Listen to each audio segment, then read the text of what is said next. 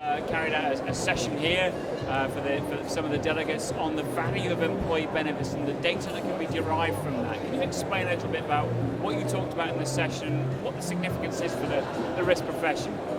In the session today we looked at the huge amount of data that sits in the employee benefits world, but quite often what happens is that's just used for the HR community, and what we found is that the risk managers have a whole skill set that can be applied very ably to using that data, getting inside that data to draw insights and then to make better decisions about how to manage the workforce. Within that, what kind of specifics are you looking for from the data? So at a very simple level, sometimes it's just looking at absence patterns, but then cutting inside that, for some organisations they have a big problem with mental health, some have musculoskeletal problems, and it's identifying those particular problems and then finding the right health interventions that work for particular organisations.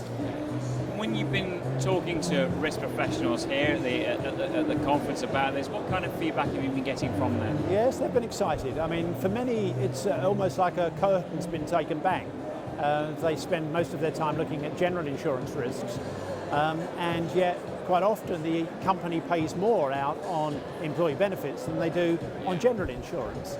And as I say, that the skills that they normally apply can be applied here. So one of excitement, I think it's fair to say. Do you think that there's been, up to this point, a general lack of awareness of the real value that can be derived from such data from employee benefits for risk professionals?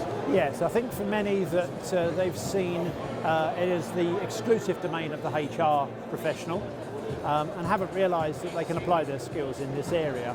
And for many, they're starting also to see that where they're working with a captive insurer, captive insurance facility in their own organisation, that they can apply this to the employee benefits world. So this is, as I say, a curtain opening for them.